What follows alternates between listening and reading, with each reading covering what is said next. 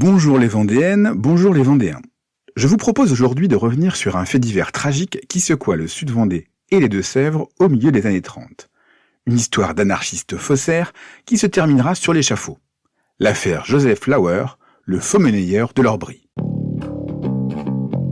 Le climax de l'histoire que je vais vous raconter aujourd'hui ne se déroule pas en Vendée mais dans les Deux-Sèvres, à Niort, le 21 mars 1935, jour de marché.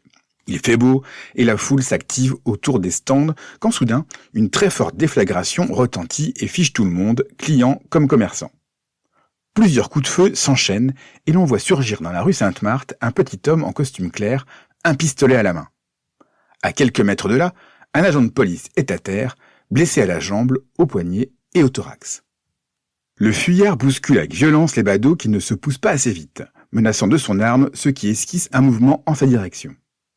C'est alors qu'un autre agent, Roger Archambault, 29 ans, témoin de la scène, se lance aux trousses du tireur. Plusieurs coups de feu sont échangés pendant la course-poursuite. Archambault gagne du terrain, mais arrivé à la hauteur de la rue de l'Huillerie, il est touché à la main.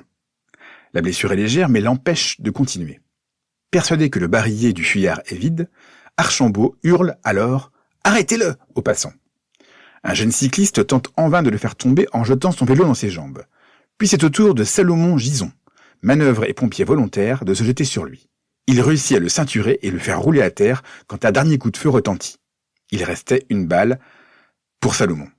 Celui-ci succombera à ses blessures le soir même. Celui que l'on peut désormais appeler le meurtrier est rattrapé par l'agent Archambault. Plus courageux que doué en calcul, celui-ci est effleuré par une dernière balle mais réussit à immobiliser l'agresseur. Rejoint rapidement par ses collègues, il soustrait le forcené à la foule qui se rassemble pour le lyncher. Emmené sans ménagement au commissariat, l'homme déclare s'appeler Charles Leroyer, mais les enquêteurs découvrent rapidement sa vraie identité. Il s'appelle en réalité Joseph Flower et n'est pas un inconnu pour les services de police. Âgé de 45 ans, Joseph Flower est originaire de Troyes dans l'Aube, où il a exercé le métier de cordonnier puis d'ouvrier dans la bonneterie. Réformé en raison d'une constitution plus que fragile, il ne participe pas à la guerre de 14-18. Pire, militant pacifiste, il se rapproche des milieux anarchistes et en 1916, il est arrêté pour avoir tenté de fabriquer une bombe. Il sort de prison en 1921, mais y retourne en 1924 afin d'y purger une peine de 10 ans pour survol. Libéré en 1934, il se met en couple avec une certaine Madame Brown, une petite bourgeoise qui vit de ses rentes. Et la Vendée dans tout ça, me direz-vous. Nous y voilà. Suite à ces condamnations, Flower est interdit de séjour dans l'Aube et dans la Seine. Il décide alors de venir s'installer en Vendée avec sa maîtresse. Après quelques mois passés au Sables-d'Olonne, le couple s'installe dans la petite commune de l'Orbry, à quelques kilomètres de Fontenay-le-Comte. C'est là que le rentier, poussé par sa compagne qui lui reproche son inactivité, décide de s'essayer à une technique dont lui a parlé l'un de ses codétenus, la fabrication de fausses monnaies. Et il se débrouille plutôt bien. Utilisant un moule en plâtre dans lequel il fait fondre du zinc et une légère couche d'argent, il réussit à produire une centaine de pièces de 20 francs. Et c'est avec ce pactole qu'il se rend à Niort, ce funeste jeudi 21 mars, pour écouler ses pièces chez différents boutiquiers dans différents quartiers. À chaque fois, il n'achète qu'1 franc de marchandises et récupère donc 19 francs de bénéfices. Au commerçant qui s'étonne de la blancheur des pièces, il explique avec aplomb « c'est qu'elle est neuve ». Il a déjà placé une trentaine de pièces quand, à 9h, un cafetier de la place du Temple sent le mauvais coup et prévient la police.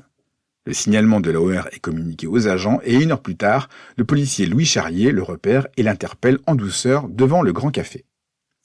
Lauer le suit d'abord sans broncher, mais quand il découvre qu'il se dirige vers l'établissement du cafetier suspicieux, il panique et s'enfuit à toutes jambes.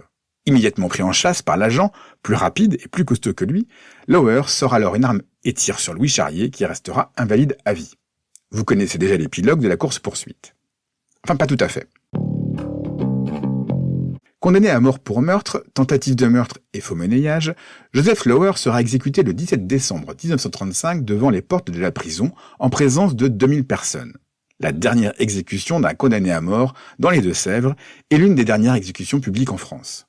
C'est tout pour aujourd'hui, je vais me débarrasser de ma bigaille. C'était Sébastien de la page Facebook Le Saviez-vous Vendée.